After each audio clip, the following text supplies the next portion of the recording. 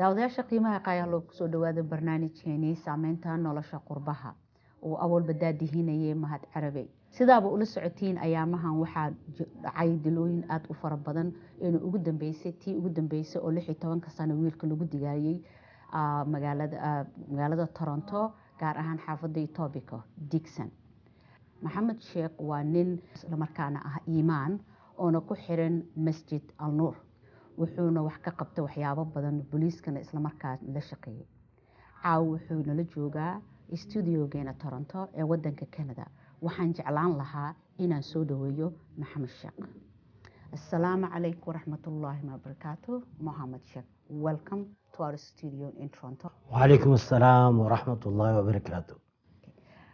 The first thing I would like to ask your brother is tell me something about you and what do you do? First of all, thank you very much for having me. I'm grateful to you and your community for having me here. The question that you have asked me, what do I do with youth? There are mainly three things that I do with youth. Number one, I love them. Number two, I respect them. And number three, I support them. On these three issues, most youth who are being charged criminally and they are in the front of in the court, I support them going through the court system. I support them to give them the opportunity to make their life differently of making those kind of decisions into making a positive decisions. That's in the nutshell. Do you really think the justice system in Canada for youth is a fair system? Justice system in Canada, when we talk about it, there are two things. There is youth justice and there is criminal justice, adults. Youth justice, of course, they have, as a matter of fact, in Canada, they have changed 3 times about the youth justice. But predominantly, if I would really say it, that it is fair, but it needs to be more fair. More needs to be done. The way the things progresses, the laws may be too old, it needs to be changed. But as far as I see it, it is somewhat, I would say it is fair, but still I will be able to say that it needs to be revisited and made it more fair. Did you ever help Somali community and their families? As a matter of fact, yes, I have been supporting, or I've been indulging to working with the Somali community for longer period. Absolutely. What kind of system plan you have those youth who end up in a justice system? Those individuals who are ending up into the justice system, as I said previously, that there are 4 things that we have what we call a plan. That is prevention plan and intervention plan. So prevention plan is before these youth would go into the justice system.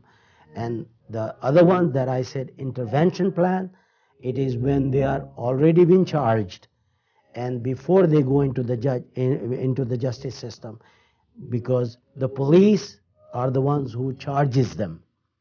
So we are working on both sides. Okay. So did you ever meet Somali community leaders to discuss about the problem youth having in these countries? Yes, as a matter of fact, I've been meeting with the Somali leaders for, I would say, more than 2 years. But recently that they are taking it very seriously, and especially I must give I am very, very grateful to the sisters, the ladies, the moms, because they are taking it very seriously, because we do have serious problems now. It is this problem is it's been getting out of the hand.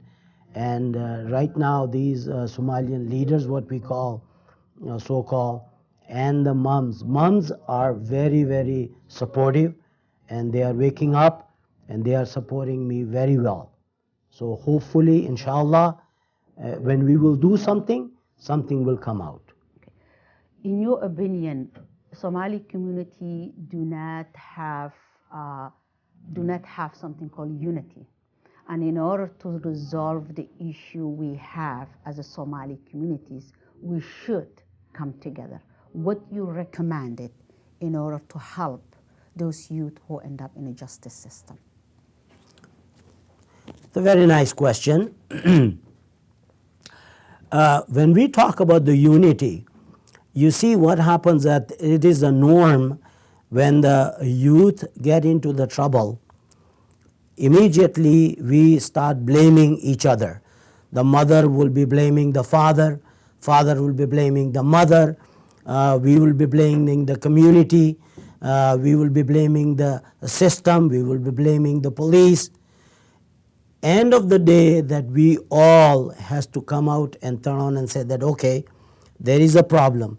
The best way to tackle this problem or to look for the resolution is to be united.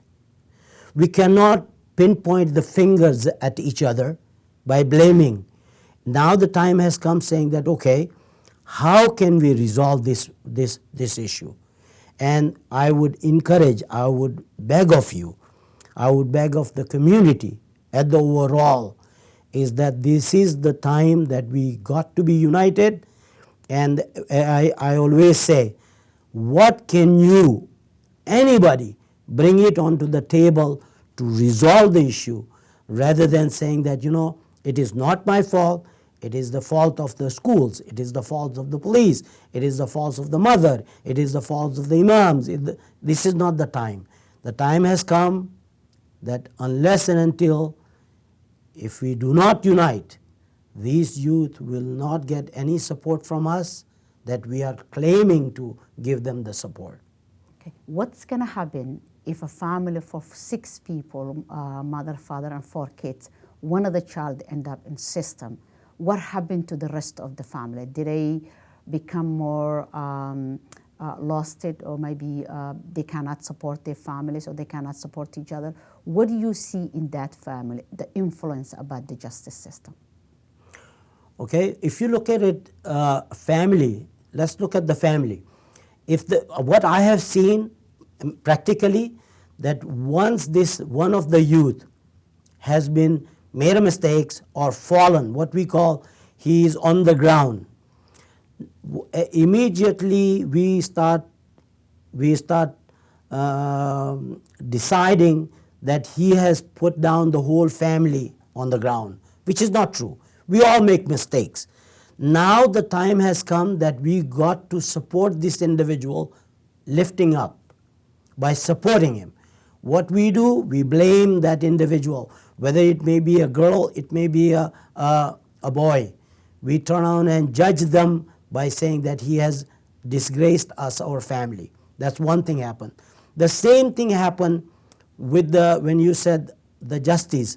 Justice, when the judge is there, he wanted to see the support that this young person, say if I'm a judge, I like to see this individual, what support is he getting?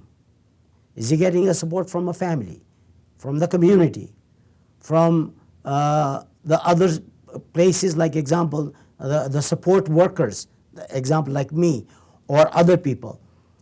If those are missing, then the judge is going to look at it saying that he does not have support, because support will give him an opportunity to turn his life around. And that is a very, very big thing missing from Somali communities. I have seen very big missing. When he is brought into the court from the jail, this poor guy is looking around the court. There is nobody to help him. There is nobody to support him. Most of my community believe that police is their enemy. What do you think?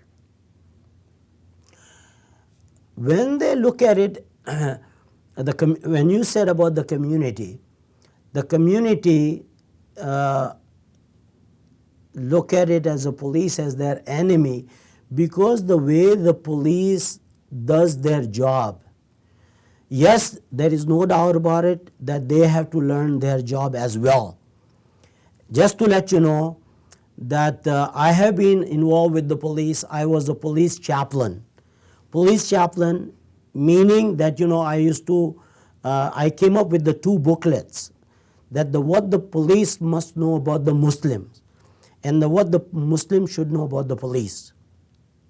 So looking at them, police, as an enemy, it is very, very devastating. At the same time, looking at them as a friends, that when we look at as a friend, because they have to do their jobs, so they have to learn also, they should be accountable, because as we say in the courts, there is nobody above the law. The police are also not above the law. They have to be abided by the law. So we, the community, needs to work together. The police need to work to community together as well. So if we will work together, the beneficiation will be given to the youth. That's what I believe. Okay. Minister of Children and Youth Services give some funding to the community, especially when lots of violence happen to the communities. So we have a lot of Somali outreach workers. Did you ever work with them, or did you ever convince them to come up and work with you by side in a court system? One time, one of the Somali community leader turned around and said something to this effect. And I was at the one place with the Somali group, a meeting, and I stood up and I am going to turn around and say it. I am so sorry to say it. In my 3 years of going to the court every day, I have never ever seen anybody in the court system supporting them. And I said, and I will say it again, the worst thing that anybody can do is give a youth a false hope. When we will give a false hope to a youth, this will be devastating for us. Why? Because they need our support. If we cannot support them, look for other means to receive support. But the bottom line is, I am so sorry to say it, those individuals who say they are there, I have never seen them. Did you ever think which Somali community leaders, such as imams, such as fathers, such as mothers, such as community leaders, you could be able to convince them, come to the table and have a plan to help Somali communities? You see, Sister Ayan, myself, I've been here 40 years in this more than 40 years in this country. I grew up in the Western country, and I came here when I was 21. But when you talk about the religious leaders or any other leaders, I am so sorry to say it, but what we have started seeing, that their agenda, when we approach to them, they always wanted to say that how will I be able to receive a benefit? In other words, they are looking for something that they gain, money-wise or the prestige-wise. If we have that philosophy, if we would turn around and change it, I have seen many religious leaders, of course, the imams and, but what I am encouraging them, the time has come out that instead of working from the masjid, they have to come out and outreach outside. Go to them, because those people whom I am working with, they are telling me that who are they giving the lectures to? We are not in the masjid. So what I am saying to them, that the imams, they have ability, because I have seen that these young people, they have a very big impact on their religion. Religion is one of the very, very big impact on generally the Muslim youth. And I will not hesitate to turn on and say, I do have a lot of respect for a lot of imams, but one of the imams that I will not hesitate to say, from the Khalid bin Walid, Sheikh Abukar. I have been working many years, and I have found him to be very empathetic, very professional, and very committed. If we would have those kind of individuals, I have never ever seen this individual to turn on and say that what is there for me. If we would adopt this all over the board, I think we will be able to receive a lot of respect. Okay. Do you think if we have a plan as a Somali communities and sit with the government, do you think they will be able to give us opportunities to execute that plan and help our youth? Answering it, yes, definitely. But I will not, let me tell you one thing. I have seen many times, I have gone many times to many meetings, whether it is in the front of the ministers.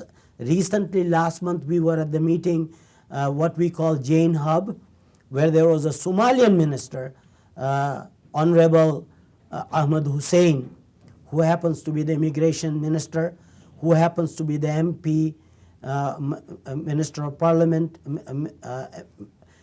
He was from my area. He was there. There were many ministers who were there. But the problem that I saw, that the community does not have a plan. You cannot go to the ministers or the government without plan. We have a good intention, but those intention has to be saying that these are the plans that we have. As I said, what we call a model. The model has to be there to turn on and say that we are going to work on this model. And this model meaning that whatever the model we would come up with it what I call prevention and intervention, that if we would use those models and give it to the government is more than happy to help us. But we don't have our act together. Community. Somalian community will come, talk, and they will be able to turn on and argue. But at the end of the day, I have seen they are all looking for money. Money, of course, the government has to give the money because it is not their money, it is the money of the public. We are the public. We are the government. But we, public, has to come up with the plan. You cannot just turn on and say that I am going to do this, I need money. That's what I have seen. Okay. So you participate so many meetings about Somali community when they're talking about our dying kids. And the only thing you saw is arguing and there's no way to have a productive meeting. It's not a productive meeting. And it's no plan to hold accountability for the government to say that we need this, and this is our plan. So what do you think, in your last word, what do you think about Somali community should do? Do you think that, because one of the things you should realize, my brother, is most of our Somali community didn't know about anything about justice system. And when single mom end up in a trouble with her child, she doesn't know where to go, how to get help, and how to hire a lawyer. And also, Somali community do not go around and learn things they're supposed to learn by going to school, by going learning about the justice system, but it's only not benefit from other people, but benefit from that family in particular, because we have a lot of kids who finish in university who do not have a job. And to get a job in this country, you should have a network. You should have people who you work with volunteer. So what do you think should my community do about it? And if we don't do nothing and we continue like this, what's going to happen to us? Okay. You see, first thing that we must do is acknowledge, accept that we do have a problem. Because if we will turn on and ignore the problem, say, I'll give you an example. If we are living in the house and if our roof is leaking, the water is coming down, and we turn on and say that, you know what, ignore it. There is no, the water is not leaking. the water will be keep leaking and eventually the roof will cave in. Same philosophy. If we will ignore that we do have a problem, our community will be finished. If we came into this country to lose our children, then we were the biggest mistake we made. We came here because this is the golden opportunity. I came, like you came, like other people came, but I didn't come here to lose my children. I came here because the opportunities were there. So that's the first thing we got to do, is acknowledge that there is a problem. Number two, we must become educated. Learn about the system, that how our children are being judged. Two.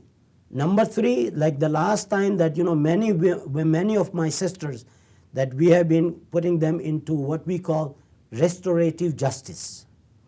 Restorative justice is a very small, very basic and very nice tool, that if the youth has done something harm in the community, make them sit down and repair the community the harm that they have done.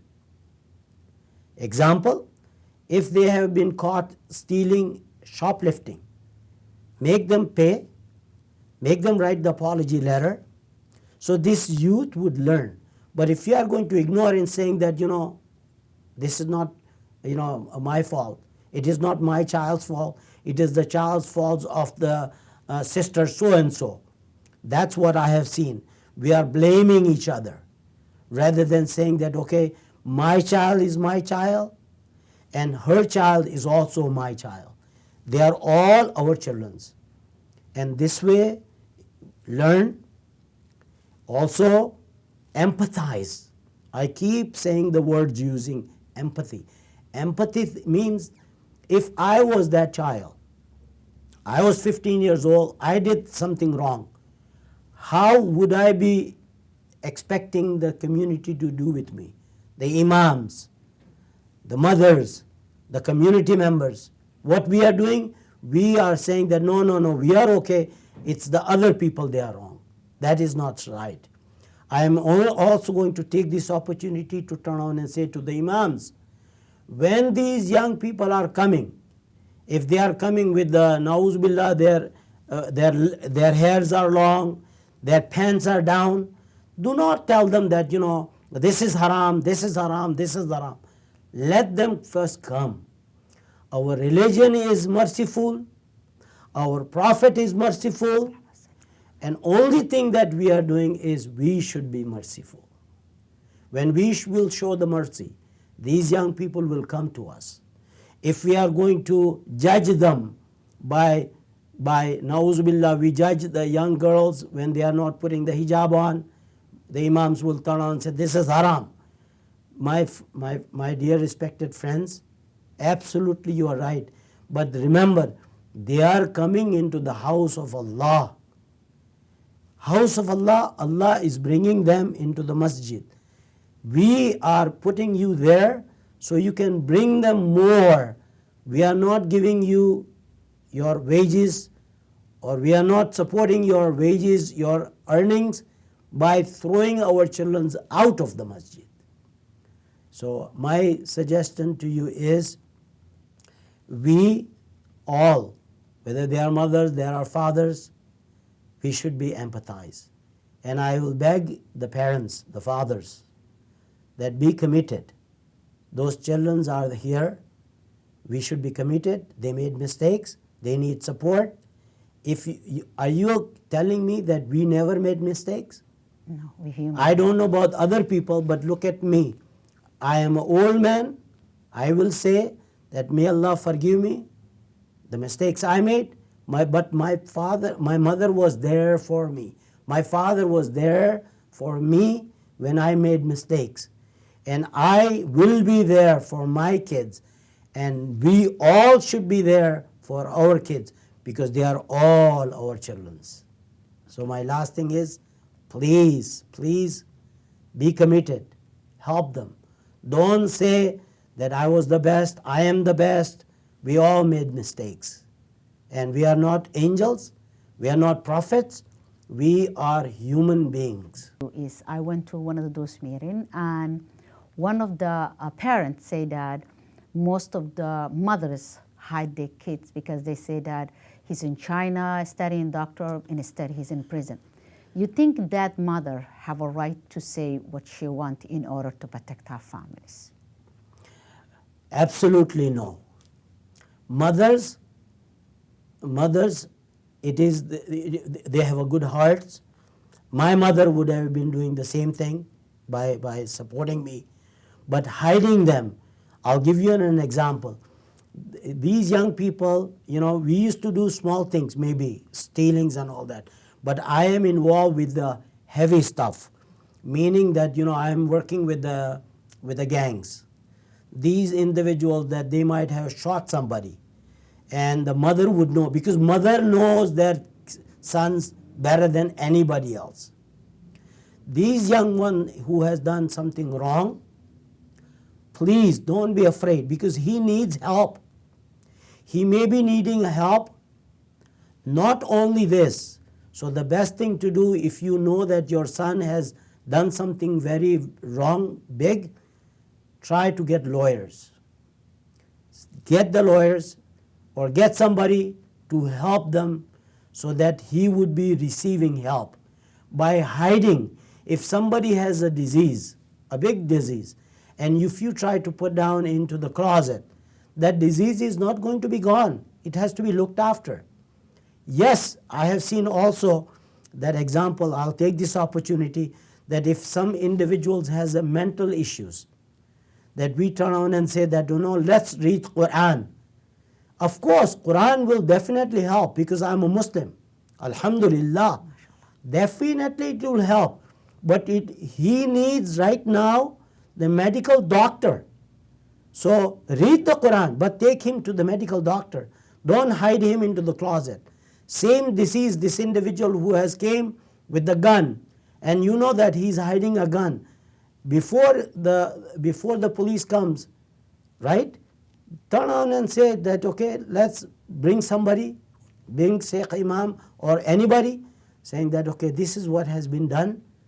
Give him help by getting him a good lawyer, right? We should know what his rights are, because we do not know even what our rights are. So no, don't hide these things. Do not send them to Somalia, do not send them to India, do not send them to Pakistan and lie, because the police here, it is their job. They do their job diligently, and eventually you will be losing the faith, because we are Muslims. We will not lie. Na'uzu billah. No. Nor we will put anybody else's son under the bus just to save our sons. We will be fair, because Allah likes those people who are fair. MashaAllah, MashaAllah. Jazakallah khair, my brother. I wanted you to let us know your last wisdom words to Somali communities or to youth, for every youth in these countries. The first thing that you turn on and said about the youth. Youth are the ones that they have angers, they wanted to change their life, and I will say to the young people and I'll say to the old people, this life, nobody does not go beyond challenges. I am old man, I have also challenges. You may be young people, you have challenges. But what we need to do is sit down and mediate, saying that, where does it hurt to you? Come to your parents and turn around and say that, you are, this is where it hurts me, because you are forcing me to marry somebody else, and I wanted to marry somebody else. Example. You are forcing me to go to the masjid, 5 times a prayer, which I cannot do. Don't be afraid. Don't keep your anger in yourself. Same time with the parents, same time with the community members. Respect your youth. Respect them, that don't believe that they will be, na'uz billah, they will be prophets. Don't expect them too much. Work on them so they will become a productive citizens of the community that we all live in, and they would be good people, and you would be committed to provide what they have rights to be provided to. Be there for them. If you are a father, if you have issues with your wife, that does not mean that, because I have issues with my wife, I'm going to take off. No. Yes, things happen in the community, but I'll be there. I'll be committed because I have brought these young people into this world. They have challenges, I'll be there. Same thing with the youth. I'm saying that your parents have issues, that do not make judgment about them, saying that they are not good mothers or they are not good parents, because they have issues as well. So my last begging is, try to mediate. A lot of Somali communities do not support their youth. And you saw so many another ethnicity, different culture who support their families. What do you think the other culture are? Did they be able to support their youth? Did they be able to help their youth about the justice system? To learn about the youth, I will ask the community, concerned parents, imams, the leaders, please take your time and go to the courts. Go to the courts and learn. Just be there one day, that you will be able to see what is happening to them. That's one thing. Second thing, take an opportunity to go to jails. There are so many youth are in the jails that there is no hope for them. There is no support for them, and they've been locked up. Because in this country, as you asked me before, is the justice fair? I will not hesitate to turn on and say, justice only fair to those who has money. Those people who have money, they have good lawyers. Most of the Somalian youth that I have seen in the front of the judge, they all have what we call legal aid provided lawyers. And to be fair, I will say it is their rights are not being preserved because of the money. Because if you pay a big lawyer who makes $500 an hour versus to a person who's charging $150 an hour, you will see the difference between the service. So my last thing is, please, please, please, only way we can learn is by going there. You cannot learn out of court and thinking what goes into the court. Go there, look at it. What's happening to our youth? How are they being treated in the jails? How are they being treated into the schools? How are they being treated our youth on the ground? How are they being used in the community? That we will only be able to learn, as I said to the one of the imam, you got to come out from the masjid, go to the place where they are playing, or go to the club. There's nothing wrong going to the club, because when you will go to the club, you will be able to learn what is going on in the club. Then you will be able to come to the masjid and turn on and say that this is how to save yourself. Okay. Thank you very much. There's a question, this is not a question, there's an opportunity I told them Somali mothers, and I hope they took that opportunities. They will be able to hire one firm by putting aside maybe $20 a month. So $20 a month for 200 women is a lot of money. So that money accumulated by tomorrow, if one of our kids end up in trouble, it's not necessary my friend's son end up in trouble. Maybe my friend's son is a very good child, but if he put that money toward those who need help, she might get it a care back from her families, and may Allah protect them in their family because she donated sadaqah for $20. So that money, it also can give powerful lawyers who be able to defend our kids. So what do you think of that idea? I have came to know about this idea, but let me give you a brief things. Okay. One of those charges, that the charges that we are talking about, say attempted murder or assault with a weapon or found in the guns, these things, very basically, one charge will cost about $25,000 to $30,000. So if you are going to help the youth, you are helping at the end of the year about 4 kids. But MashaAllah. you know what we are saying about the giving the money? Let me take this opportunity. We have built the masajid have been built in our country. Now the time has come that we need to build the communities. And instead of doing this, the youth, we have a lot of potential on the youth. So you make use of the youth, ask them that how can we help you? So the best thing is our sisters, we got to create in the masjid what we call social wings. Help, let the imam use the religious wing by promoting religion. But you sisters can do a very well job by building the communities. MashaAllah. Jazakallah khair, my brother, and thank you for coming our studio, Universal TV in Toronto, in Canada. daawadayaasha qiimaha qaayalo waxaan soo gaarnay gabagabadii barnaamijkeenii ahaa saameeyaha nolosha qurbaha. waxaan kaloo oo mahad ballaan usoo celinaya ummadda Soomaaliyeed meel al meesha joogtaan ay dhageysanaysaan. waa gabagabadeenii barnaamijkeenii iyo farsamadii Cali Bakri. Salaamu calaykum waraxmatullaahi wabarakaatu.